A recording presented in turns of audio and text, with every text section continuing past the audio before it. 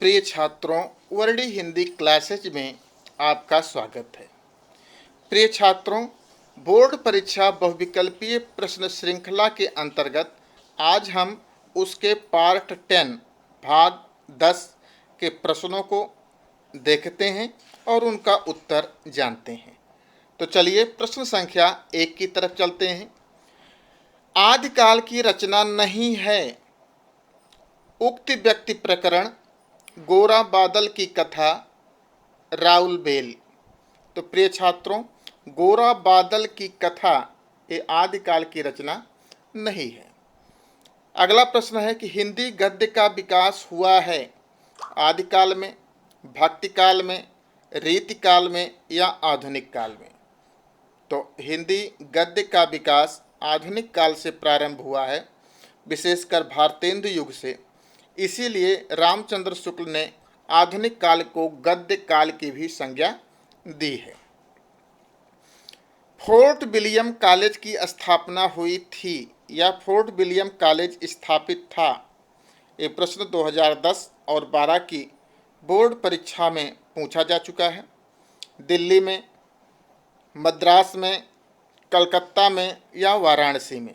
तो प्रिय छात्रों, फोर्ट विलियम कॉलेज की स्थापना सन 1900 ईस्वी में कलकत्ता में हुई थी और इस कॉलेज की स्थापना का उद्देश्य था कि ब्रिटेन से आने वाले अधिकारियों को भारतीय रीति और परंपरा की जानकारी देना, भारतीय परिप्रेक्ष्य में उन्हें प्रशिक्षित करना।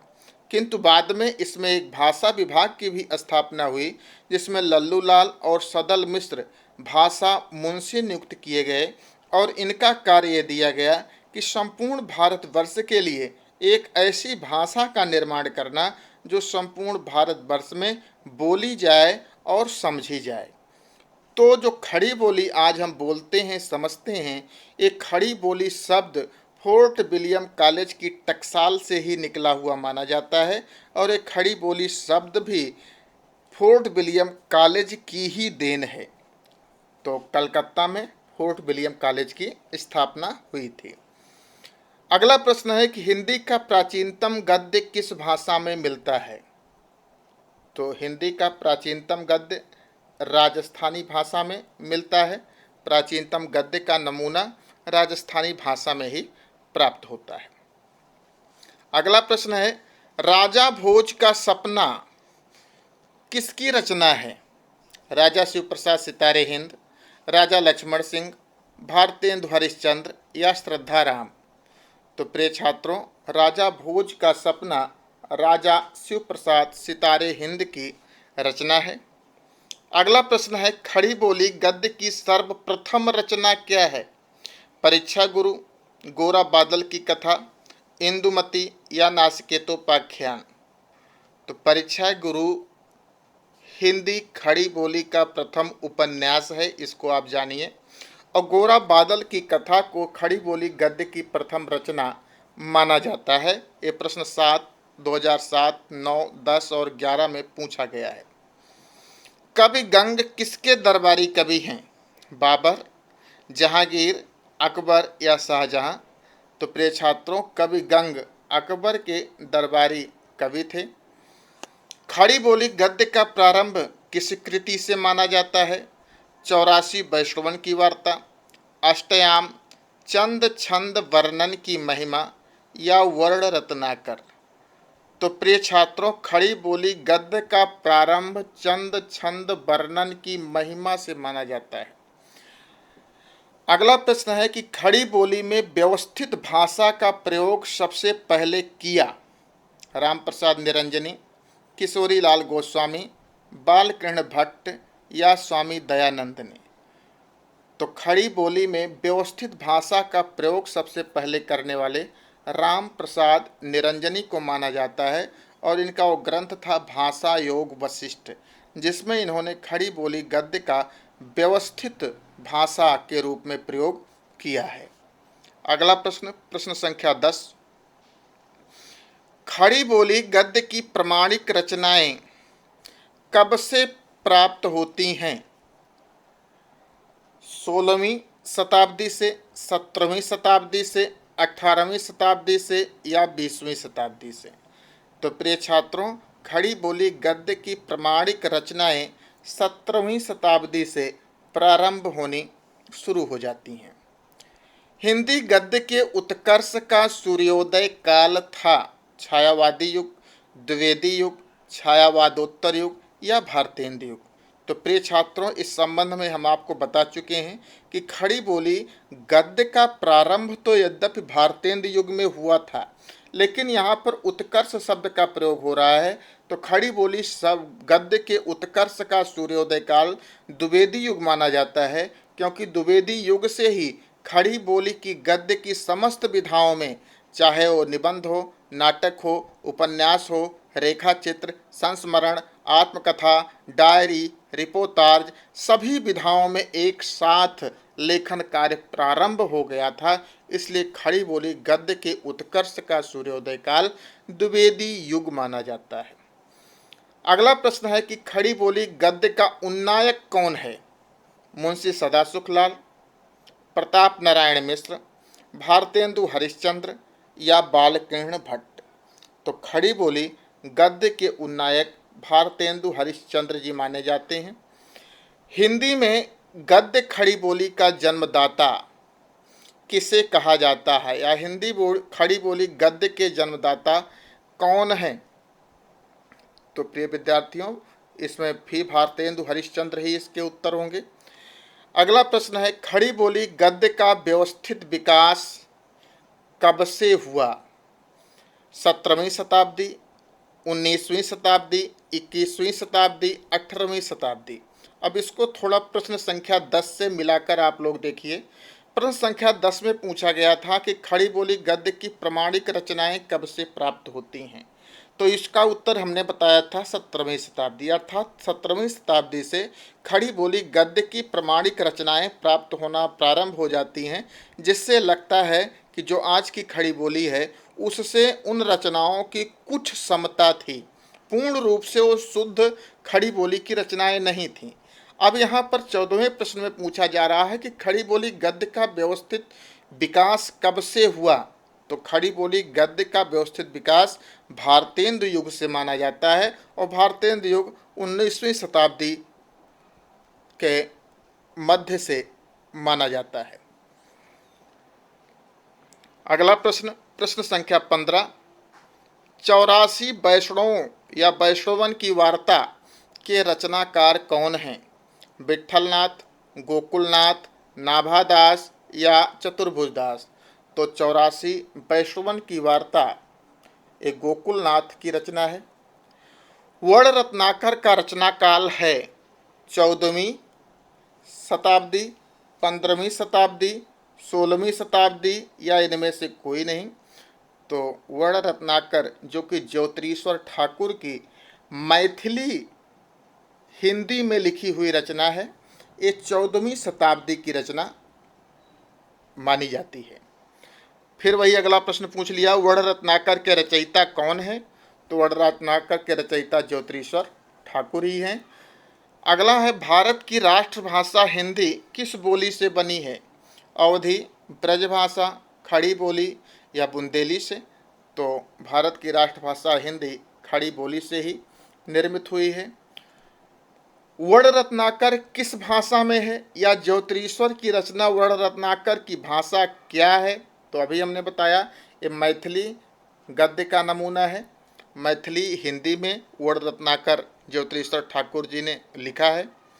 अगला प्रश्न, प्रश्न संख्या 20, कौन सी रचना ब्रजभाषा की नहीं है? धनपाल कथा, अष्टांग योग, कोक कथा या कोक मंजरी? तो प्रिय छात्रों, अष्टांग योग, कोक कथा और कोक मंजरी ये तीनों रचनाएं ब्रजभाषा गद्य में हैं, जबकि धनपाल कथा ये ब्रजभाषा गद्य में नहीं है। नासिकेतोपाख्यान के रचयिता कौन हैं? मुंशी सदासुखलाल, सदल मिश्र, लल्लू लाल, इंसा अल्लाह खां? तो नासिकेतोपाख्यान प्रसिद्ध रचना है सदल मिश्र की। लल्लू लाल की रचना है प्रेम सागर, रामचरित, रानी केतकी की कहानी या राजा भोज का सपना। तो लल्लू लाल ने प्रेम सागर की रचना की थी, भगवान श्री कृष्ण की कथाओं पर आधारित प्रेम सागर।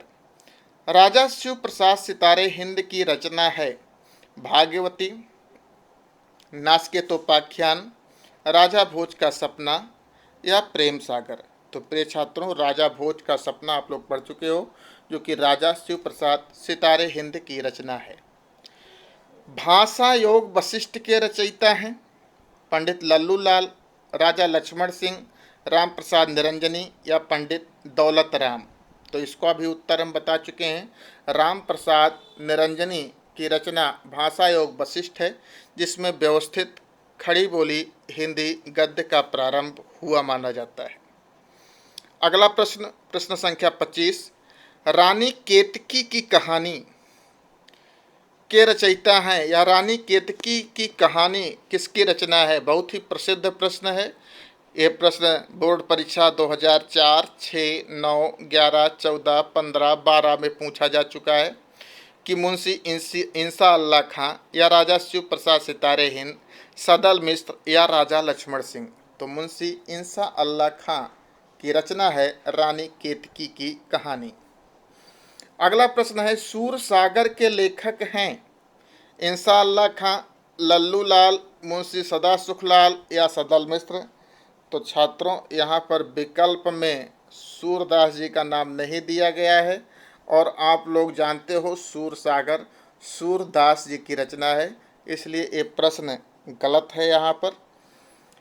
अगला प्रश्न है कि हिंदी गद्य की विधा नहीं है निबंध, आलोचना, कहानी या खंड काव्य। तो खंड काव्य एक काव्य की विधा है, जबकि निबंध, आलोचना और कहानी एक गद्य की विधा है। हिंदी गद्य का प्रारंभिक लेखक कौन है? प्रताप नारायण मिश्र, लल्लू लाल, महावीर प्रसाद द्विवेदी, वियोगी हरि। आप लोग जानते हो कि लल्लू लाल हिंदी गद्य के प्रारंभिक लेखक माने जाते हैं। पंडित लल्लू लाल अध्यापक नियुक्त थे कहाँ पर? हमने बताया था कि फोर्ट विलियम कॉलेज में पंडित लल्लू लाल और सदल मिश्र भाषा मुंशी के रूप में नियुक्त थे और खड़ी बोली गद्य के निर्माण में इनका बहुत ही अधिक योगदान है। तो पंडित लल्लू लाल फोर्ट विलियम कॉलेज के भाषा मुंशी थे, अध्यापक थे। और सदल मिश्र का भी नाम जानिए, सदल मिश्र भी फोर्ट विलियम कॉलेज के भाषा मुंशी या अध्यापक थे। प्रश्न संख्या 30, वर्तमान युग में हिंदी गद्य से क्या तात्पर्य है? खड़ी बोली, राजस्थानी, ब्रजभाषा या मैथिली। तो ये भी आप लोग जानते हो कि वर्तमान युग में अगर हिंदी गद्य कहा जाए तो उसका मतलब होता है खड़ी बोली हिंदी गद्य। अगला प्रश्न, प्रश्न संख्या 31, निम्नलिखित में से कौन भारतेंदु का सहयोगी लेखक है? हजारी प्रसाद द्विवेदी, वियोगी हरि, शिव पूजन सहाय या बालकृष्ण भट्ट। तो बालकृष्ण भट्ट प्रिय छात्रों वह भारतेंदु मंडल के और भारतेंदु के सहयोगी लेखक थे। बालकृष्ण भट्ट ने हिंदी प्रदीप नामक पत्रिका का संपादन भी किया था। अगला प्रश्न है, भारतेंदु युग के गद्यकार, निबंधकार या लेखक हैं? जयशंकर प्रसाद, गुलाब राय, प्रेमचंद या सरदार पूर्ण सिंह, प्रताप नारायण मिश्र या पंडित बालकृष्ण भट्ट। तो प्रताप नारायण मिश्र, पंडित बालकृष्ण भट्ट ये भारतेंदु युग और भारतेंदु मंडल के गद्यकार, निबंधकार और लेखक हैं। भारतेंदु के समकालीन लेखक नहीं हैं पंडित बालकृष्ण भट्ट, प्रताप नारायण मिश्र, किशोरी लाल गोस्वामी या अध्यापक पूर्ण सिंह। तो प्रिय छात्रों, बालकृष्ण भट्ट, प्रताप नारायण मिश्र, किशोरी लाल गोस्वामी ये तीनों भारतेंदु के समकालीन और भारतेंदु मंडल के लेखक माने जाते हैं, जबकि अध्यापक पूर्ण सिंह ये द्विवेदी युग के लेखक हैं। आधुनिक काल को गद्य काल के नाम से किसने अभिहित किया? महावीर प्रसाद द्विवेदी, श्याम सुंदर दास, रामचंद्र शुक्ल या डॉक्टर राम कुमार वर्मा। तो प्रारंभ में ही इस प्रश्न का उत्तर दे चुके हैं कि आधुनिक काल को गद्य काल के नाम से रामचंद्र शुक्ल ने अभिहित किया है। द्विवेदी युग की कालावधि है सन 1938 ईस्वी से 1950 ईस्वी तक, 1868 ईस्वी से 1900 ईस्वी तक, 1900 ईस्वी से 1922 ईस्वी तक या 1919 ईस्वी से 1938 ईस्वी तक।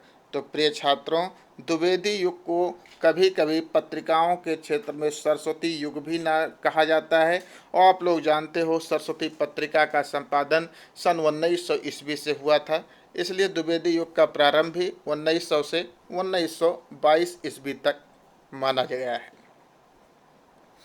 अगला प्रश्न संख्या 36, नागरी प्रचारिणी सभा की स्थापना किस युग में हुई? भारतेंदु युग, द्विवेदी युग, छायावाद युग या छायावादोत्तर युग? तो नागरी प्रचारिणी सभा की स्थापना द्विवेदी युग में हुई थी। नागरी प्रचारिणी सभा की स्थापना की या नागरी प्रचारिणी सभा के संस्थापक हैं श्याम सुंदर दास, रामचंद्र शुक्ल, संपूर्णानंद या हजारी प्रसाद द्विवेदी? तो नागरी प्रचारिणी सभा के संस्थापक श्याम सुंदर दास जी हैं। अगला प्रश्न इसी पर पुनः पूछा जाता है कि नागरी प्रचारिणी सभा की स्थापना में निम्नलिखित में से किन लेखकों का योगदान, किस लेखक का योगदान नहीं है? तो प्रिय छात्रों, इम्पॉर्टेंट प्रश्न है, राम श्याम शिव। आप ध्यान रखिए कि राम नारायण मिश्र, श्याम सुंदर दास और शिव कुमार सिंह, इन तीनों लोगों ने मिलकर नागरी प्रचारिणी सभा की स्थापना की, जिसके मुखिया श्याम सुंदर दास थे। तो आचार्य रामचंद्र शुक्ल इसके स्थापना में इनका योगदान नहीं है, बाकी राम श्याम शिव, राम नारायण मिश्र, श्याम सुंदर दास और शिव कुमार सिंह तीनों इसके संस्थापक सदस्य हैं।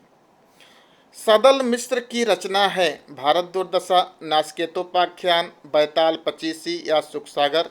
तो प्रिय छात्रों, नासकेतोपाख्यान इस सदल मिश्र की रचना है। अगला प्रश्न है कि निम्नलिखित में से कौन द्विवेदी युगीन गद्य लेखक? तो कौन सा द्विवेदी युग का गद्य लेखक है? तो यशपाल, भगवती चरण वर्मा, श्याम सुंदर दास या आचार्य रामचंद्र शुक्ल? तो छात्रों, इसमें श्याम सुंदर दास द्विवेदी युग के गद्य लेखक हैं। अगला प्रश्न संख्या 41, निम्नलिखित में से कौन द्विवेदी युगीन गद्य लेखक या लेखिका है? महादेवी वर्मा, सरदार पूर्ण सिंह, सियाराम शरण गुप्त या अज्ञेय? तो प्रिय छात्रों, सरदार पूर्ण सिंह इसमें द्विवेदी युग के गद्य लेखक हैं। अगला प्रश्न है कि निम्नलिखित में से द्विवेदी युगीन गद्य लेखक या लेखिका कौन है? पुनः वही प्रश्न, श्याम सुंदर दास, महादेवी वर्मा, यशपाल या भगवती चरण वर्मा? तो प्रिय छात्रों, डॉक्टर श्याम सुंदर दास ये द्विवेदी युगीन गद्य लेखक हैं, प्रसिद्ध लेखक हैं। अगला प्रश्न है, द्विवेदी युग के लेखक हैं, पुनः वही प्रश्न, अज्ञेय किशोरी लाल गोस्वामी, हरिशंकर परसाई या कन्हैया लाल मिश्र प्रभाकर? तो प्रिय छात्रों, किशोरी लाल गोस्वामी ये द्विवेदी युग और भारतेंदु युग दोनों में लेखक रहे हैं। तो ये भारतेंदु युग के भी गद्य लेखक हैं और द्विवेदी युग के भी गद्य लेखक हैं, जबकि कन्हैया लाल मिश्र प्रभाकर, अज्ञेय, हरिशंकर परसाई ये द्विवेदी युग की समय सीमा से बाहर हैं। अगला प्रश्न है, इनमें से कौन द्विवेदी युग का लेखक नहीं है?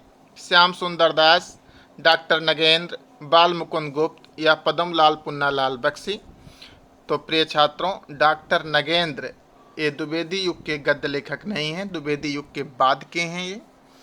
अगला प्रश्न है, द्विवेदी युग के लेखक हैं, पुनः वही प्रश्न, नंदुलारे वाजपेयी, हरिकृष्ण प्रेमी, डॉक्टर नगेंद्र या सरदार पूर्ण सिंह? तो 41वां प्रश्न यहाँ पर रिपीट हो रहा है, सरदार पूर्ण सिंह ये द्विवेदी युग के गद्य लेखक हैं। अगला प्रश्न संख्या 46, हिंदी गद्य को नई चाल में ढालने का श्रेय किस पत्रिका को जाता है? हिंदी प्रदीप को, हरिश्चंद्र चंद्रिका को, सरस्वती को या चांद को? तो प्रिय छात्रों, हिंदी गद्य को नई चाल में ढालने का श्रेय या नई दिशा देने का श्रेय या खड़ी बोली हिंदी गद्य के निर्माण का श्रेय ये सब सरस्वती पत्रिका को जाता है। किस व्यक्ति के कारण भारतेंदु पश्चात युग का नाम द्विवेदी युग पड़ा? भारतेंदु हरिश्चंद्र, हजारी प्रसाद द्विवेदी, जयशंकर प्रसाद या महावीर प्रसाद द्विवेदी? तो प्रिय छात्रों, महावीर प्रसाद द्विवेदी के कारण ही द्विवेदी युग का नाम द्विवेदी युग पड़ा। आप लोग कभी कभी भूल से हजारी प्रसाद द्विवेदी लगाते हो, तो हजारी प्रसाद द्विवेदी के कारण नहीं, महावीर प्रसाद द्विवेदी के कारण भारतेंदु पश्चात युग का नाम द्विवेदी युग पड़ा। महावीर प्रसाद द्विवेदी ने क्या किया? साहित्य के इतिहास लेखन का कार्य, भाषा परिमार्जन का कार्य, रेखा चित्र लेखन का कार्य या यात्रा साहित्य लेखन का कार्य। तो प्रिय छात्रों, महावीर प्रसाद द्विवेदी ने सरस्वती पत्रिका के माध्यम से उस समय नई निर्मित भाषा खड़ी बोली के परिमार्जन, परिष्करण और परिशोधन का कार्य किया था। तो महावीर प्रसाद द्विवेदी, जिनके कारण भारतेंदु पश्चात युग का नाम द्विवेदी युग पड़ा, इन्होंने सरस्वती पत्रिका के माध्यम से खड़ी बोली के भाषा परिमार्जन का कार्य किया था। अगला प्रश्न है कि निम्नलिखित में से कौन द्विवेदी युग के लेखक नहीं हैं? बाबू श्याम सुंदर दास, सरदार पूर्ण सिंह, बाल मुकुंद गुप्त या हजारी प्रसाद द्विवेदी। तो तीन नाम तो आप लोग जान गए होंगे, बाबू श्याम सुंदर दास, सरदार पूर्ण सिंह और बाल मुकुंद गुप्त, तीनों द्विवेदी युग के हैं, जबकि हजारी प्रसाद द्विवेदी ये द्विवेदी पश्चात युग के लेखक हैं। अगला प्रश्न है, मुंशी सदा सुखलाल की रचना है सुख सागर, नासकेतोपाख्यान, प्रेम सागर या रानी केतकी की कहानी। तो मुंशी सदा सुखलाल की रचना सुख सागर मानी जाती है। तो प्रिय छात्रों, इस प्रकार से आज की बहुविकल्पीय प्रश्न श्रृंखला के ये 50 प्रश्न पूरे हुए, जिनका हल आप लोगों ने किया, देखा, समझा। आप लोग इसको देखिए, अच्छा लगे तो इस पर कमेंट भी कीजिए और अपने साथियों को भी शेयर कीजिए, सब्सक्राइब कीजिए, लाइक कीजिए। धन्यवाद।